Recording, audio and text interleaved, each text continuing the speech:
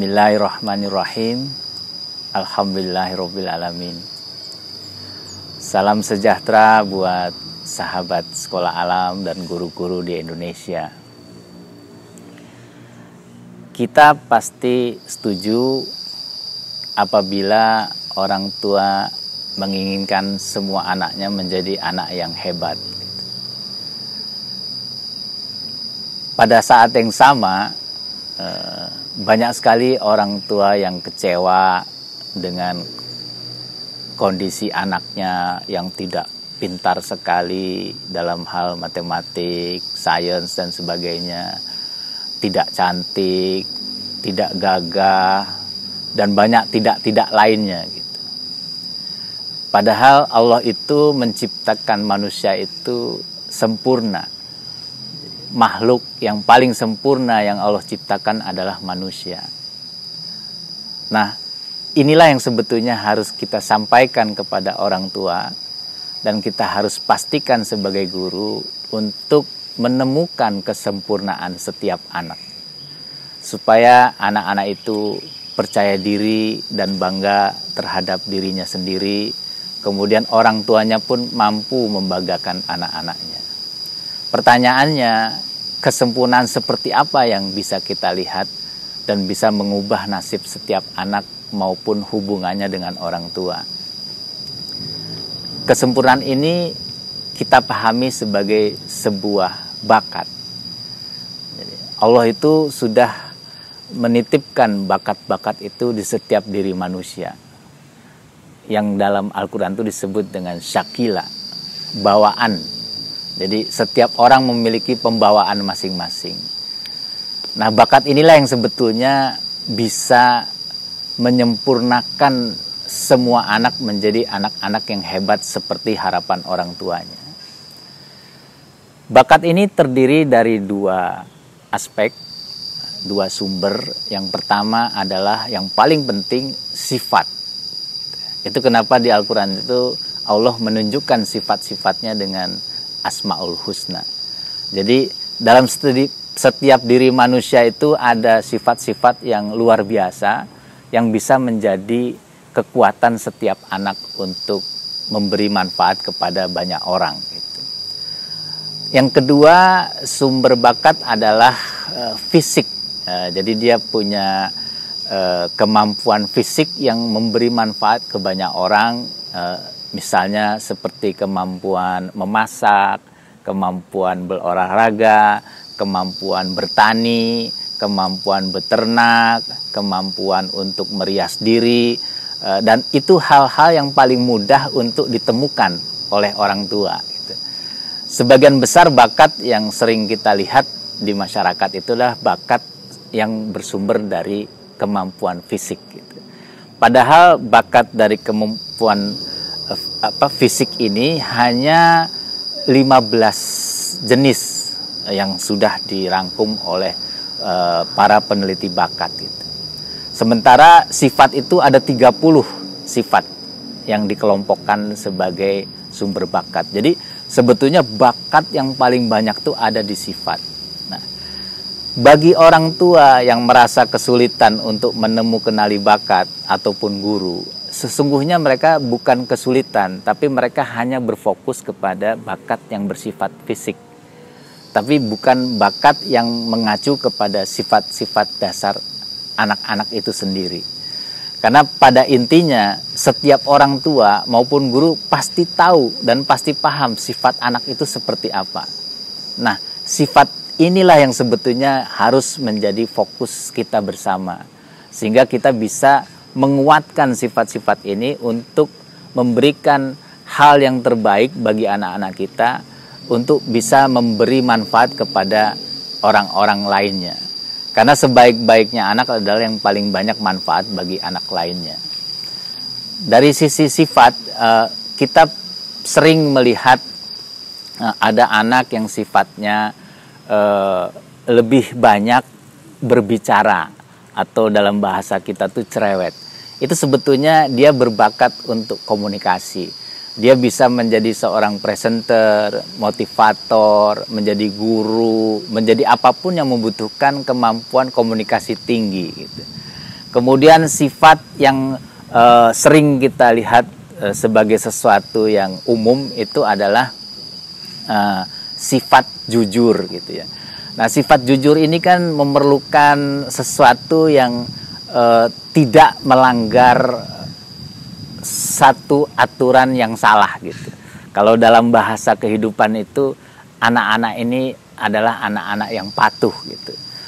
Sehingga dia akan punya profesi dalam hal compliance yang membutuhkan kepatuhan, yang membutuhkan kejujuran ya. Banyak hal sekali yang dibutuhkan oleh masyarakat tuh orang-orang yang bersifat jujur gitu. Kemudian ada juga sifat-sifat yang membutuhkan kemampuan bekerja secara teknikal gitu.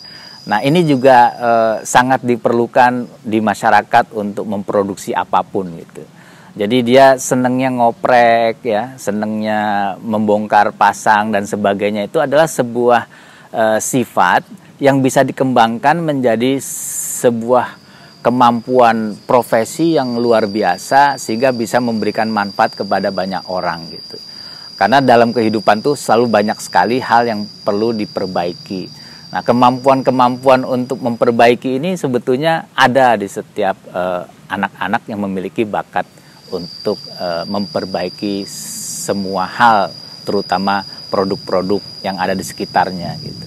Nah, inilah yang sebetulnya perlu kita pahami lebih jauh, lebih dalam, sehingga kita pada akhirnya orang tua maupun guru bisa meyakini bahwa anak-anak kita tuh semuanya hebat. Semuanya tuh bintang. Kenapa? Karena Allah sudah memberikan syakila itu kepada setiap anak. Nah, tugas kita sebagai orang tua adalah mengasahnya untuk menjadi yang terbaik. Jadi jangan pernah berpikir sifat itu tidak memberi manfaat bagi banyak orang gitu. Salah satu yang sering kita lihat dan sering kita temui adalah sifat keras kepala. Nah, sifat keras kepala ini sebetulnya baik untuk profesi-profesi seperti seorang lawyer, ya, seorang debt collector gitu ya. Banyak lagi profesi yang bisa berkembang sesuai dengan sifat keras kepala ini gitu. Jadi begitu banyak sifat yang bisa kita temukan di anak-anak kita, itu yang memberikan dia satu saat sebuah keterampilan hidup yang luar biasa yang bisa menjadikan dia sebaik-baiknya manusia.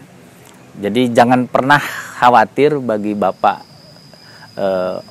ibu, orang tua maupun guru untuk kenali bakat anak, dan kita mendampingi mereka untuk mengasah bakat-bakat mereka sehingga mereka bisa menjadi sebaik-baiknya manusia, atau dalam kata umumnya anak yang hebat. Semoga dengan pemahaman kita terhadap bakat ini tidak ada lagi orang tua atau guru yang menganggap anak-anak itu ada yang lemah, ada yang tidak pandai, ada yang tidak cantik dan sebagainya, karena setiap anak itu hebat selama kita mampu mengasah bakatnya. Semoga dengan pemahaman ini anak-anak kembali bahagia, percaya dirinya tumbuh, orang tua juga bisa bahagia, bisa membanggakan anaknya, guru juga bisa meyakini apa yang dia berikan, apa yang dia dampingi itu bisa menghasilkan anak-anak terbaik dalam proses pendidikan yang mereka kembangkan. Mudah-mudahan Allah terus memberikan kekuatan kepada kita semua untuk bisa mendampingi anak-anak untuk mencapai potensi terbaiknya. Satu hal yang paling penting dari bakat adalah bakat ini itu hanya membutuhkan sedikit sentuhan, tetapi hasilnya maksimum. Itulah konsep bakat. Jadi bakat itu kalau diasah sedikit dia akan maksimum. Berbeda dengan pendidikan umum yang berulang-ulang menjadi kebiasaan, itu membutuhkan waktu yang sangat panjang. Nah, bakat ini kekuatannya adalah disentuh sedikit tapi hasilnya lebih baik dibanding apa yang kita lakukan selama bertahun-tahun. Jadi bagi siapa orang tua yang benar-benar fokus mengembangkan bakat anak, mengasahnya bersama guru, itu akan mendapatkan hasil yang luar biasa. Nah, bagaimana cara kita kenali bakat? Ya. Ada dua cara. Yang pertama itu dengan pengamatan, yang kedua itu dengan tools. Bisa kita menggunakan talent mapping. Jadi ada sebuah tools untuk kenali bakat dalam bentuk kuesioner yang diisi oleh anak-anak, tetapi mereka syaratnya harus memiliki banyak aktivitas sebelumnya, sehingga mampu menjawab soal itu dengan baik sesuai pengalaman. Nah, bagaimana kalau kita ingin kenali bakat anak-anak sejak dini? Karena semakin cepat kita kenalinya, semakin optimum kita menghasilkan anak-anak yang terbaik. Gitu. Nah, itu bisa dengan cara pengamatan. Itu disebutnya dengan 4E. Jadi yang pertama E itu adalah enjoy. Ya. Jadi kita bisa melihat anak-anak itu melakukan sesuatu dengan senang tanpa disuruh, dia lakukan setiap waktu. Itu yang disebut dengan enjoy. Yang kedua itu adalah easy. Dia mudah melakukannya dibanding anak lain gitu. Misalnya memanjat pohon, ada anak yang sangat cepat memanjat pohon, seperti kera gitu, cepatnya itu.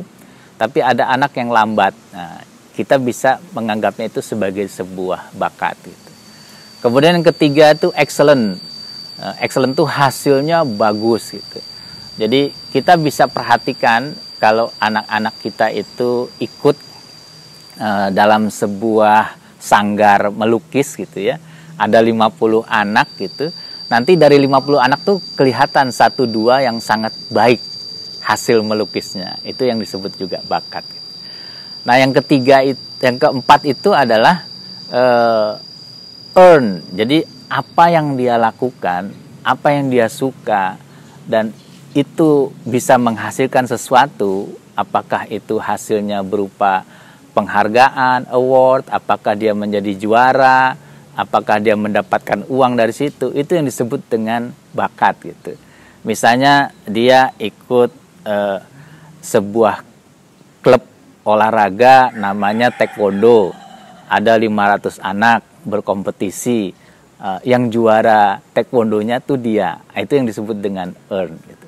Nah, kalau keempat hal ini, enjoy, easy, excellent, dan earn itu ada di diri anak kita untuk satu bakat, maka itu yang disebut dengan kekuatan setiap anak gitu. Nah, itu yang harus kita yakini, bahwa setiap anak itu hebat sesuai dengan bakatnya masing-masing. Nah, semoga dengan cara-cara mengamati bakat, cara-cara kenali bakat, cara-cara kita mendampingi anak untuk mengasah bakatnya, itu bisa kita lakukan sebaik-baiknya. Dan yang terakhir yang perlu Bapak, Ibu, dan guru yakini adalah cara mengasah bakat yang paling baik adalah memberikan kesempatan anak magang bersama maestro. Magang bersama orang-orang yang terbaik di bidangnya sesuai dengan bakat yang dimiliki anak kita. Jadi misalnya sebagai contoh, anak kita itu berbakat menjadi fashion designer gitu. Karena dia suka menggambar, dan gambarnya itu yang dia sukai adalah gambar fashion. Itu kalau dia magang dengan seorang fashion designer terbaik seperti misalnya Dian Pelangi atau yang sesama mereka, itu hasilnya akan luar biasa. Jadi setelah kita tahu cara mengamati bakat, kemudian bagaimana mengasahnya ya, bersama maestro, maka kita akan mendapatkan anak-anak kita yang sesungguhnya yang seperti kita harapkan, menjadi anak yang hebat dan paling banyak manfaat bagi sesama.